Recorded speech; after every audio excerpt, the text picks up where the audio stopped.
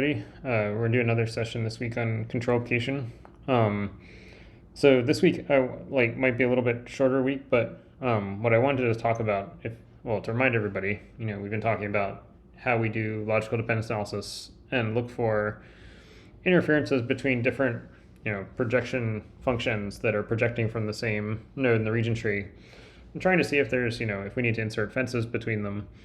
Last time we looked at how we use these projection summary objects, these subtrees where different shards have different summaries for their subset of their points that they're analyzing, and how we test those against each other to figure out whether we need to insert fences and stuff between these index space operations in order to make sure we get the right mapping dependencies hooked up.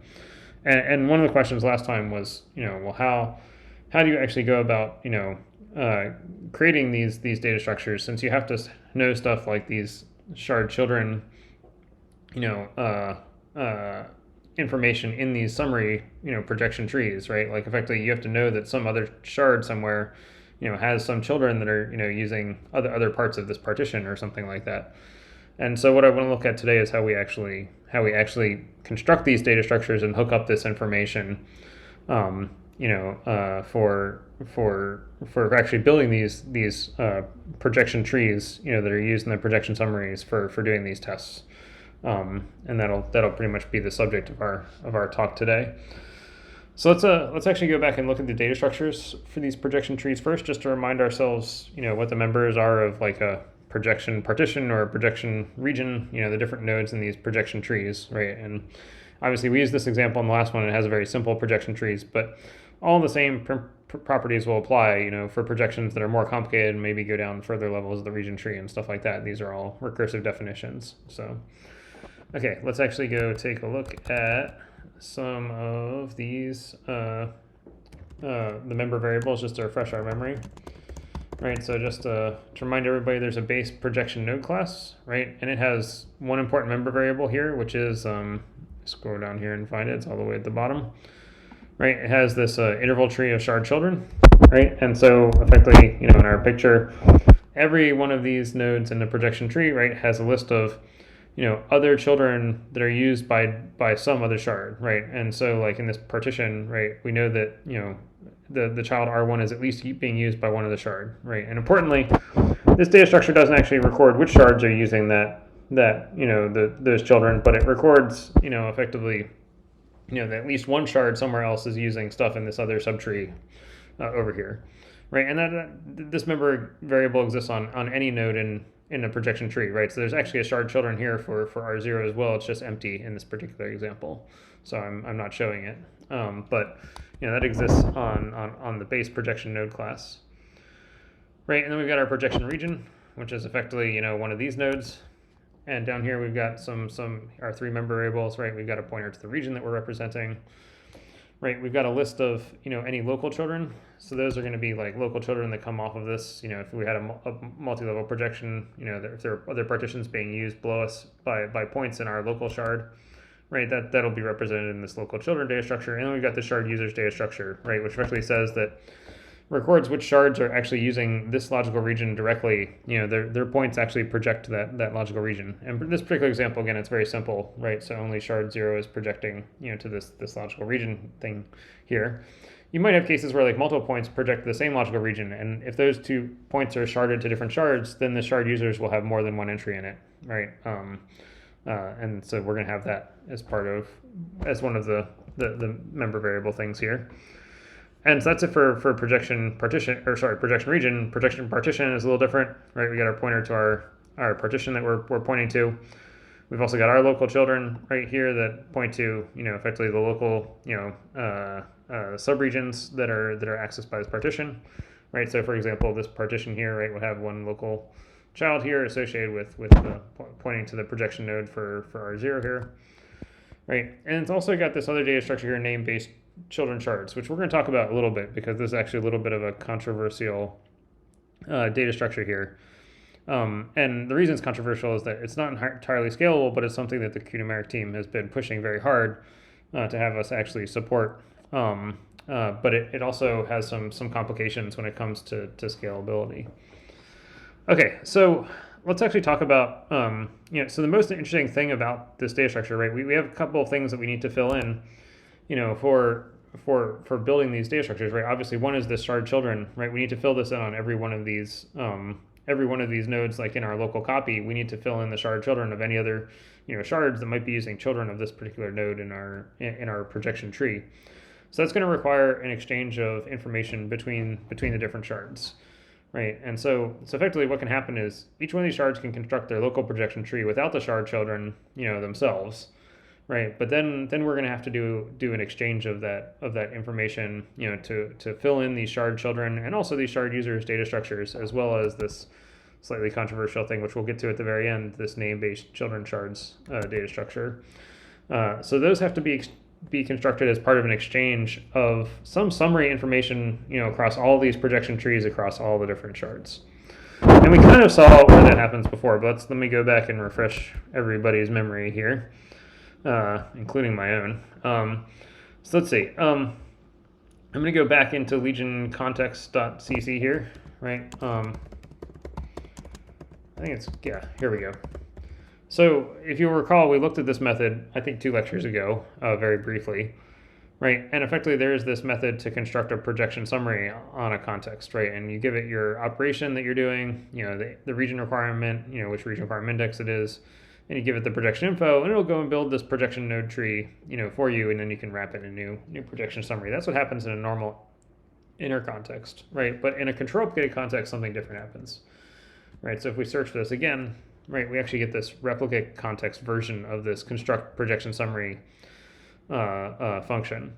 And this is where the exchange is going to take place, right? So the first thing you should notice is that, what happens here is actually the same as what happens with, the normal inner context version of this, which is we construct our local projection tree, right? And so just bring it back to this picture here, right? Effectively, that makes each of these data structures in each local shard, but it doesn't fill in the shard children information, right? And so we're going to need to do an exchange to actually go and do that.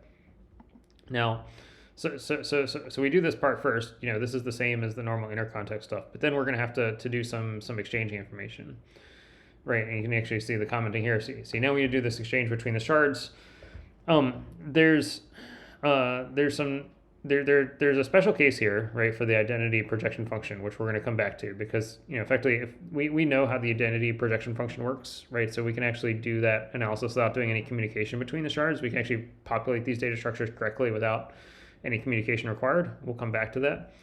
But let's see, the common case here is actually just to do this to actually make this projection summary, but we actually make we actually do something special in this projection summary, which is we're actually going to make an exchange object for this particular projection summary, which will actually do the exchange in the background. Let's see if I can actually find the code for this. Let's see, where is projection summary? All right. So I'm trying to find the right one that actually will do start the exchange in the background. Yes, here it is. Okay, so there are three constructors here for this projection summary, and they correspond to different cases. So this is kind of like the normal case that happens, in the non-control updated case. This is the one that happens in the control updated case, but effectively we know that it's a disjoint and complete, or disjoint and unique partitioning, which will come, or disjoint and complete projection, which we'll come back to in a moment. And this is the more general one. Let me actually show you here. Effectively there's this, you can see actually some of these projection summary constructors being called in different ways here. You can see these projection summary objects are calling the second constructor here in the case where we know the projection function is a special case. The more interesting one though is this. We'll focus on this one first because it's the more general case, and we'll come back to the special case, for the projection function identity, the identity projection function, in just a moment.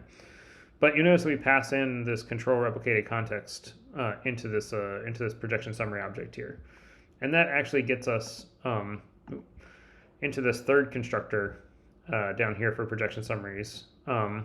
You can see this replicated context is an argument here.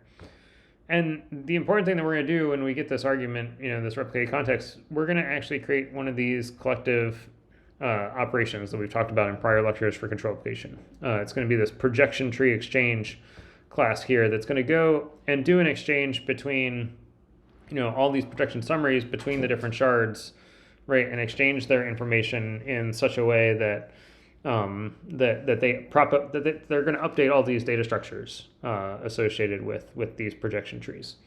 Right, so we make the exchange object here, and then we can kick off this this exchange in the background with this, and have it run asynchronously. Right, and the nice thing about this is that by doing it asynchronously, it's sort of running in the background, and the rest of the logical analysis can proceed. And it's only when we go to like test stuff inside of this data structure, like testing properties of it, like is it disjoint or can it perform name-based analysis, that we'll do this test to see whether the exchange is actually finished, and if not, make sure we wait to actually finish it and make sure it's done. Or for example, getting the summary projection tree, right? So things like so effectively this is nice because it allows us to hide the latency of actually doing the construction of this projection summary until it's like absolutely needed. Right, so we don't have to do a blocking exchange, to update this data structure. This projection tree exchange can sort of run in the background asynchronously, doing its exchange between all of the shards. And what you can see is this projection tree exchange. We're going to pass in a pointer to our tree, right? Our local projection tree that we've got on our local node here, and we also pass in some of our property member variables here, because this projection tree exchange is not just going to update this tree data structure, it's also going to record some properties of this projection summary across all the shards, like is it doing a disjoint projection where all the points are projecting to different to non-overlapping subregions and stuff like that. And these properties will be useful for some other parts of the logical analysis. They're not terribly relevant to us today, but effectively the projection tree exchange guarantees that all the shards see the same results. And some of these, properties actually do require that you actually have, information from the projection trees from all the different shards. Okay, so let's actually go look at this projection tree exchange collective operation that's going to happen, because that's actually what's going to update this tree data structure here, and actually do it. I will, before we dive into that, I did want to point out one very important thing, and let's come back to this comment up here, in this construct projection tree exchange. So one of the important things about creating a collective operation like this, right, is that they have to make sure that all the shards create the same collectives in the same order, right, in the logical dependence analysis stage of the pipeline, right? And it's very imperative that, to make sure that they get the same IDs, that all the shards are actually doing the same thing at the same time. And what that means is that, when you construct this projection summary, it has to be called in the same order across all the shards. And so, there's a bunch of higher level logic that actually makes sure that there's some determinism in calling this function, this construct projection function, to make sure that these IDs can be generated in the same order. Some of these comments are actually a little bit out of date, like this part about being a blocking process. Effectively we've made it a little bit more non-blocking than it used to be in the past. So we should probably amend this comment here. It's not quite accurate anymore. But yeah, just keep that in mind when we're making these those collectives. There is some higher level logic here that does help make sure that it's safe to make these collective operations in line here. Okay, let's go look at projection summary exchange. I thought it was called projection summary exchange. What is it called? Projection tree exchange. Sorry. There we go. Okay. So here's our class projection tree exchange.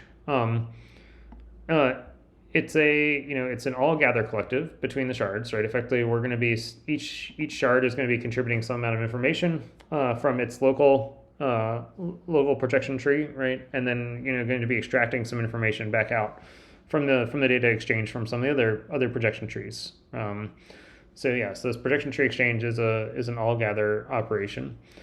And effectively it's going to be trying to compute some of these properties, right? So we've got references to some of the member variables from our projection summary that we're going to propagate or set, once we're done with the exchange. And then, there's effectively going to be these two data structures down here that are going to record summaries of, all the information recorded, between each of the different, projection trees. And we're going to try to do this in a way that allows them to, we're going to try to minimize the amount of data exchange here, because if you're not careful, you can actually, create data structures that are terribly large, on each shard, right? And I say terribly large, what I mean is like, the size of the number of shards or the size of the number of nodes, right, on each shard, and that's not scalable, right? And so we're trying to avoid that. Now we do have to exchange, a certain amount of information here, but we don't want to store it persistently in large data structures. So like, even though these data structures, these region summaries and partition summaries are going to record some summary thing, we'll go look at these in a minute. But effectively, it's recording some amount of information for every logical region and every partition in any of the projection trees, across all the different shards. And then we're gonna extract that information. Let me show you what these region summary and partition summaries look like, and then we'll go look at how this projection tree exchange goes and does its exchange of this data. Okay, so I think projection summaries are up here in the projection node class. Or sorry, the projection node class. Yeah, they are. Okay, so effectively this is, and you can actually see we type def in these projection summaries from projection node. So, nothing too surprising. There comes some data structures that are type def over here from the projection node class. Right, and so what are we going to record, to be able to calculate like the children used, in any one of our, or effectively to propagate this information about, filling in the interval children and stuff like that. So for region summary, right, we're going to have another interval tree that stores, the names of all the children that are used by any shard, right? And we're also going to record, any shards that do use this region directly. Similarly for a partition summary, right, again, we've got another interval tree right here of all the children that are used by any shard. And then we've also got this disjoint and complete child shards thing, which is going to be one of the, again, sort of controversial things about performing non-scalable analysis that we'll come to a little bit later. But let's focus on these things first because they're easier to understand. So, so effectively what we want to do is record, for any region, are there shards that, have children of that particular region, or if any shards are using that region directly, as from one of their points, we want to record that. And then for partitions, we want to record, which child subregions are used off of that partition on any of the shards. All right. So effectively, the way that this works, so you can see, like when we do this projection summary exchange, we call this perform collective async. Well, actually, I should say, the interesting thing is, we do this constructor here first, and then we kick off the asynchronous collective. But let's look at this constructor first, because that's the first part of this this process here. So if we look for the projection tree exchange, you'll see that when we construct this projection tree exchange object, right? We initialize the all gather collective, subclass and stuff. But the first thing that we do is we do a traversal of our local tree, and we extract these summaries for our local copy of the data structure first, right? And so this extract shard summaries will traverse all the nodes in our, it'll traverse this partition and then recurse down all of its children and, traverse them as well and record their summaries. And so that's going to record, effectively all of the summary data for our local copy of this tree. So you can let's actually take a look at this extract shard summaries. Let's see here. If I search for extract shard summaries, you'll see it's actually a virtual class or virtual method that gets implemented by both the projection region. Here's the base virtual. The base virtual version of it, right? And then there's a version of it here for regions and for partitions, right? And so it's going to go through and do that. Let's take a look at, let's see here, extract shard summaries, right? So, effectively on our any region node, we're going to grab our region summary, we're going to record our shard users, and then we're going to add, any children that we're traversing into the summary for this region, right? Any children that are local to us, we'll record that we're using, that child is being used, and then we traverse down that child and, extract its summaries, right? And similarly for partitions, right? They're going to do something similar, right? They get their summary out, they get their summary object from the partition summaries data structure, record, any children that are being used, then they extract their summary information. And again, we'll ignore this supports name-based analysis stuff for now because it'll be relevant later, and it's a little complicated to deal with right now. But effectively, just recording the summary children and stuff should be pretty simple, and then recursing down the tree. So that populates all of the data structures associated with these region summaries and partition summaries for our local node, right? And that happens right here in the constructor before we've even kicked off the collective, right? Now, once we kick off that collective, right, it'll start doing a butterfly exchange between the shards to actually to propagate this information back and forth between all the shards, right? So at the end, they all have the same result of these summaries between all of the shards, right? And they're effectively, we haven't looked at too many of these all reduced collectives, but there's really like two methods, that pack. One method to packing a collective stage, like effectively pack your data structures to send it to another node, right? And then an unpacking stage for unpacking another stage in the butterfly network and doing the merge. So I'm not going to show these in too much detail because they're a bunch of serialization and deserialization code, but effectively this is just serializing all of our data structures, right, in a way that packs them into a buffer that we can exchange with a nearby node.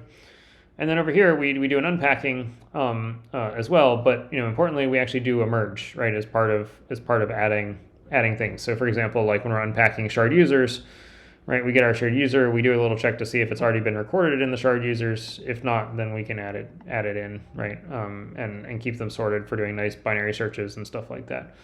But effectively that does a merge of the unpacked data into the local data structures to make sure you don't get duplicate information and stuff like that. And when you're done, right, effectively there's this post-complete exchange. So this gets called once all the butterfly operations are exchanged, and then you can actually do any post-analysis that you need to do before recording that this projection tree exchange is actually done. Right, and so in particular, we can fill in information about knowing whether certain properties have been abided by, like recording whether we permit the name-based analysis requires that the projection is disjoint and leaves only, and so forth. And then this effectively we want to go update things like these shard children data structures. And so the way that we do that is we call this update shard summaries thing on our local tree again, but we pass in our region and our partition summaries here. And so that's what's going to allow us to update each data structures. And so if we go look at, update shard summaries, right, that's a virtual method that exists on the partitions and the regions, right? It's a base virtual function from the projection node class, passes in these summary data structures. And if we go look at the code for that, right, here's update shard summaries for partitions, right? So we can go grit our summary, right? And what we can do is we can effectively grab, for our shard children, we can actually, swap that with the shard children from the summary, right? Because we can effectively destroy the summary because no one else is going to use it. We're going to be the only node that's going to be recording out of our copy, right? So we can get it, but then we also want to remove all of our local children, right? So effectively we remove all of our local children from the shard children, right? So coming back to this picture, right, really, the shard children for this data structure will record both R0 and R1 in it, right? Because we've exchanged between all the shards. But really, we just want to know that there's only shard children for R1 because we know that we have a local copy of R0 down here, so we don't need to have that recorded in the shard children here. So effectively, we swap out that summary there, that interval tree, and then we go and remove our local children that we know about, right? And then we can traverse down and update our local shard summaries as well. And so it's a pretty natural traversal. Again, I'm going to skip this name-based analysis for now. We'll come back to that hopefully before the end. But the recursive traversal here is pretty obvious. And let's actually go look at update shard summaries for regions. Here's the region-based one, right? And so effectively, you can see here. Let's see. There's a little bit of detail here for the supports name-based analysis stuff that we're going to swap or going to ignore here. The important things here are that we record the shard users and the shard children. We do the same thing as we did for partitions, where we can swap them out from the summary and take over them, right? And similarly, again, we remove our local children from the shard children because, we've got a local copy of them here. and then we recurse down and update the shard summaries in our subtrees again down there, right? And that's what allows us to effectively fill in both the shard users. So if like multiple points, like if another point had mapped to R0 also over in a different shard, right now we'd have shard users recording multiple shard users for like this region if there are multiple points using it from different shards. And it also fills in the shard children data structure, between all of the for all of the nodes in our local tree, right? And so that's basically how this information gets propagated, right? And again, the important thing is that this exchange happens in the back. This exchange has a few properties that are good. It happens in the background asynchronously, so we don't really need to wait for it until it's absolutely needed to compare this, these shard tree or projection tree data structures, against another one. So it can run in the background asynchronously and hide all the latency. Another good property of it are things like these shard children data structures, right? They tend to be not even though like you might have a partition that has like the number of subregions as the size of the machine, because of the way we do color spaces and encode these in an interval tree, they compress really nicely, and so they don't have data structures that are as big as the entire machine. So that's all very good. They have one slightly unfortunate property, which is like these summaries, right? Because these summaries, where do the summaries go? Because we have a summary for every one of these nodes in the projection trees, right? We do have to do an exchange of effectively a summary for every node in the projection tree across all the shards, right? And that happens, across all the shards. But then that data structure is not persisted beyond the construction of these projection trees. So it's a very localized, creation of memory, but then it gets cleaned up immediately. It doesn't persist and consume memory for long periods of time. So that's a good thing. It's sort of a trade-off there, right? You do have to do an exchange of information, right, to make sure that everybody gets the information that they need. But effectively the amount of data exchange is big O of n in the size of the machine, and not big O of n squared, where we're storing something that's big O of n on every single shard. So I'm willing to live with that particular trade-off.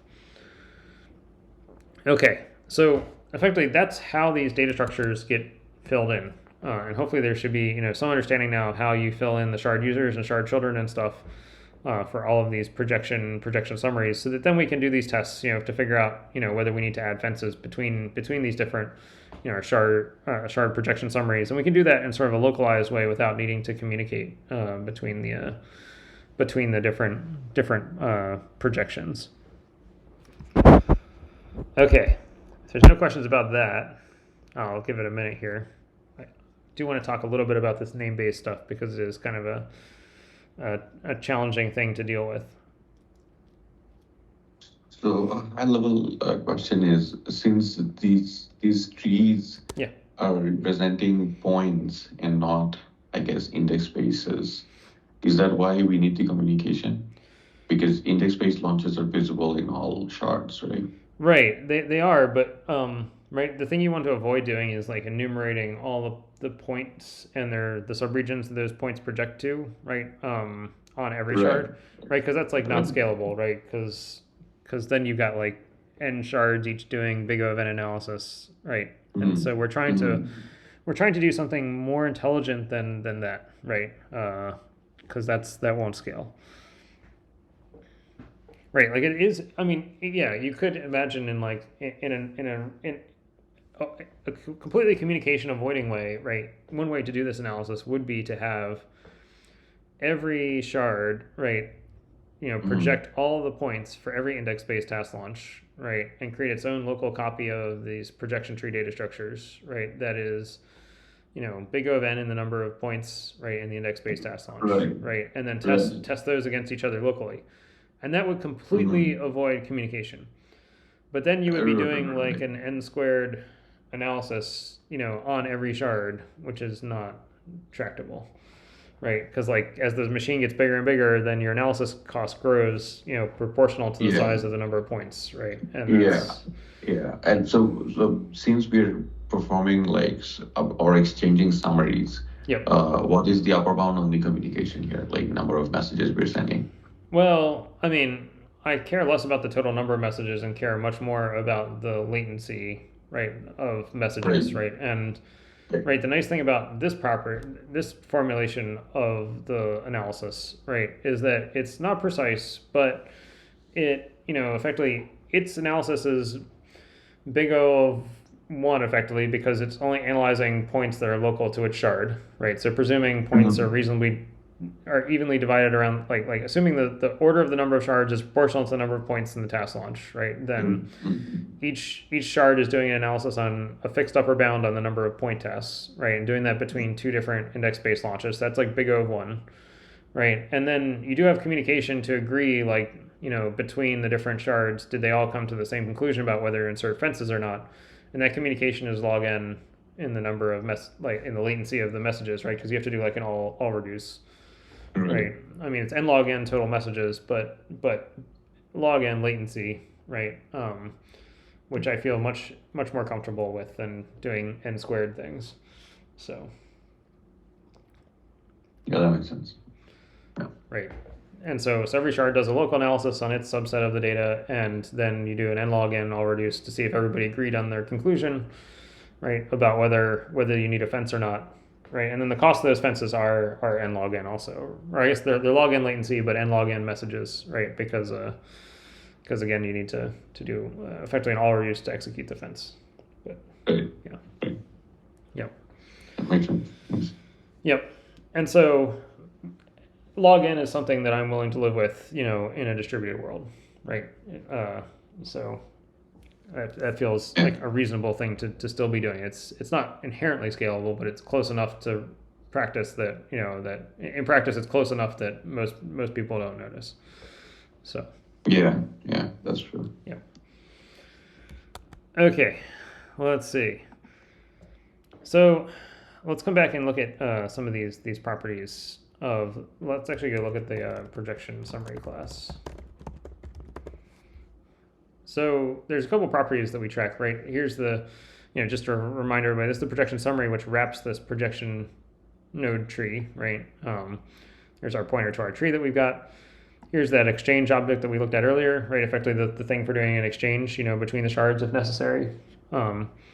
Actually, before that, let me actually just comment on one other thing before we do that. So I mentioned this special case earlier in Legion context.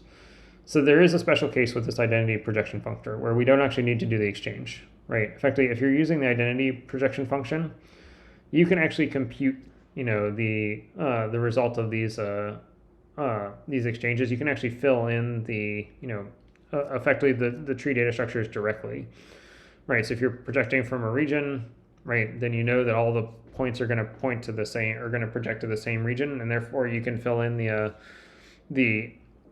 effectively the data structures, for this for the projection region, pretty much directly, right? And same thing if you're projecting from partition with the identity projection function, then each of your points are going to have to project to a different child, so you just got to fill in all the children directly that are not your own, right? And that's really simple. And then you can construct a projection summary directly from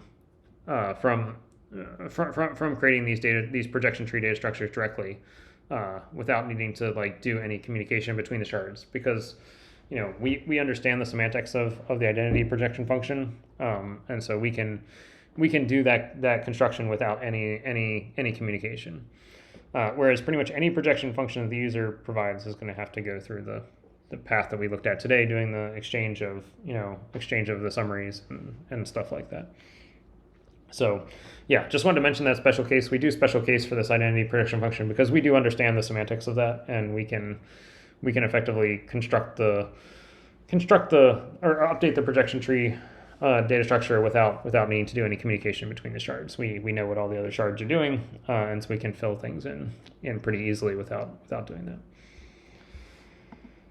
Okay, so popping the stack, coming back to the projection summary object, right? Here's our tree, our exchange, if we need one for exchanging stuff, right? And then we've got these four properties that we track here on these projection tree data structures, right? So the first one is disjoint. Is it the case that all the different partitions are going to or all the different subregions are projecting to disjoint subregions, right? Are all the subregions that are being used by the different points disjoint from each other?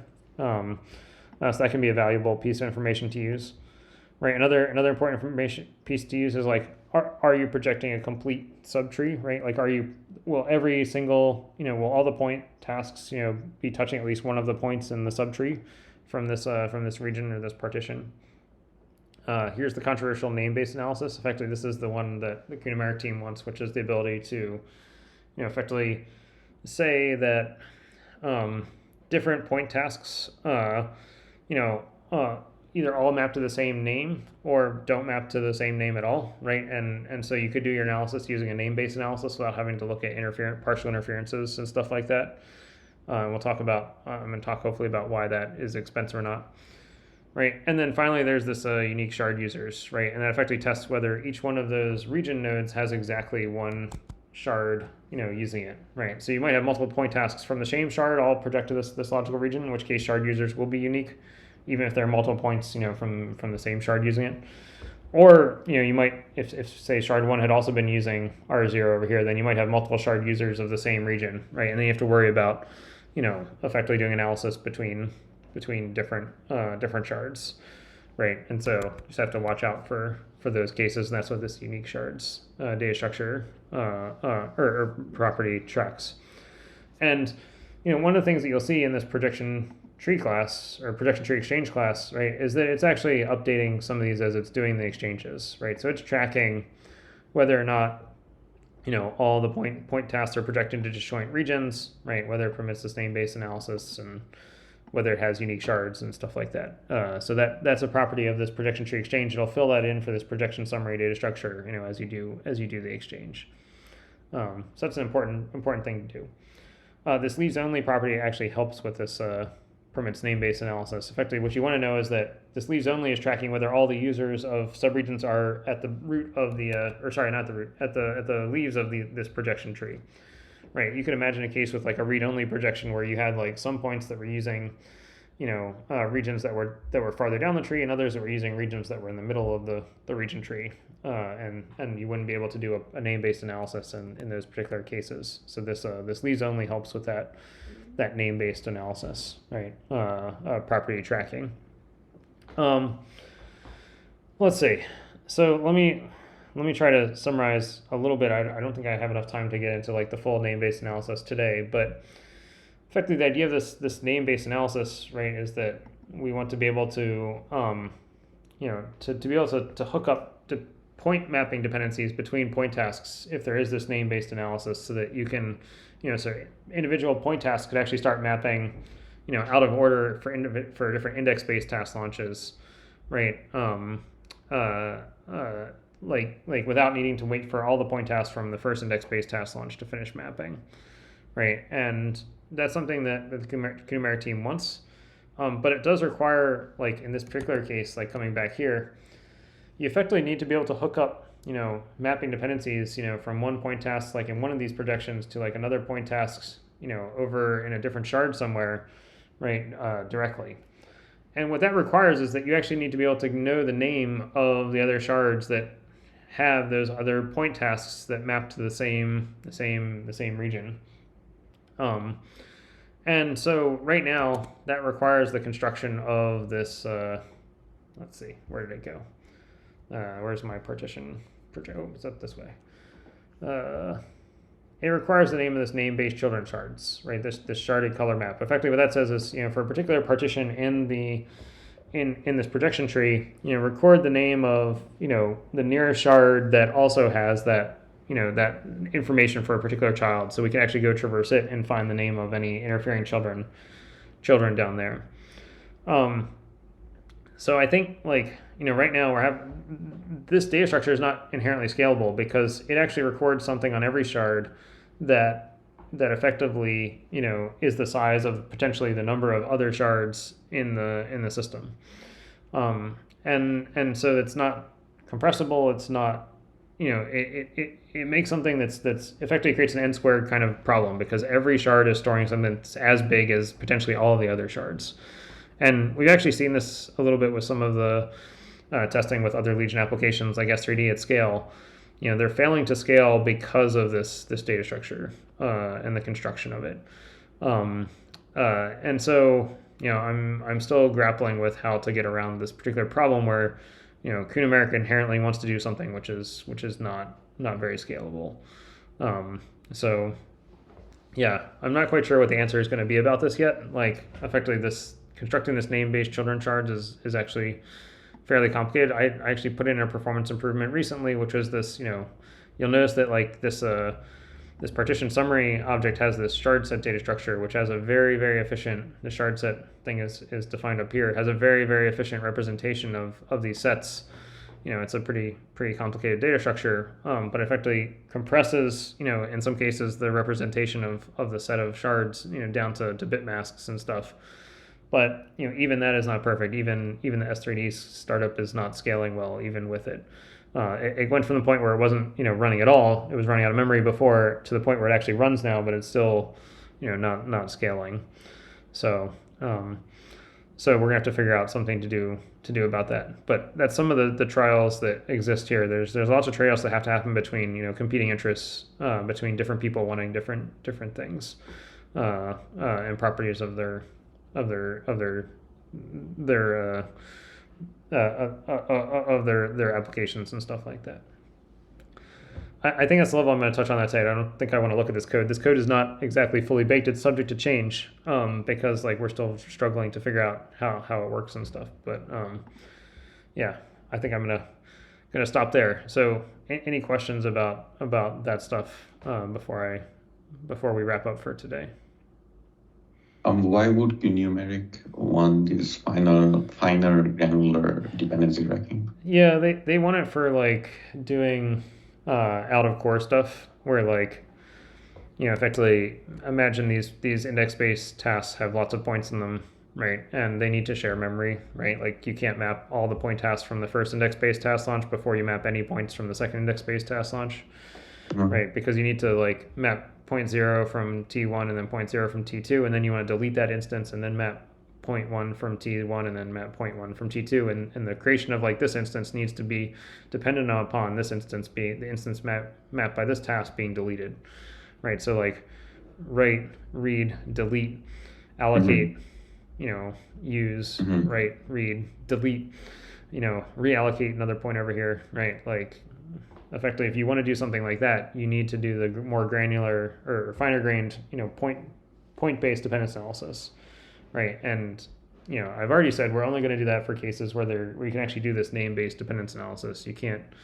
There's no way we're going to support that for partial overlaps and stuff like that. But they want that for effectively being able to do out of memory or more memory constrained cases. Right. Normally, the answer for us for big HPC applications like S3 and stuff is just run with more nodes.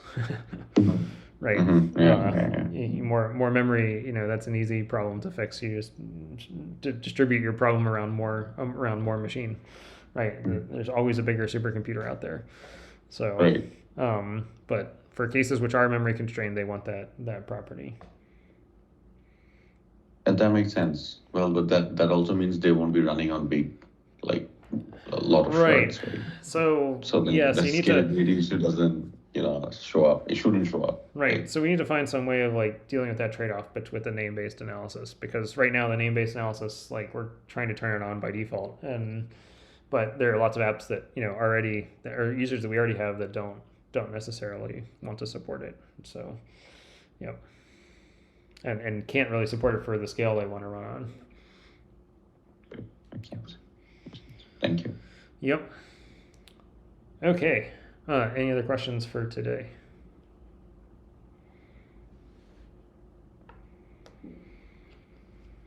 All right. I'll wrap up for today. I'll check to see if we have any more control application stuff. I think we do have some other control application stuff to look at to keep going, but we're at least like nearing the end of the logical analysis stage of control application here. All right. So with that, I'll wrap up for today. See everybody next week.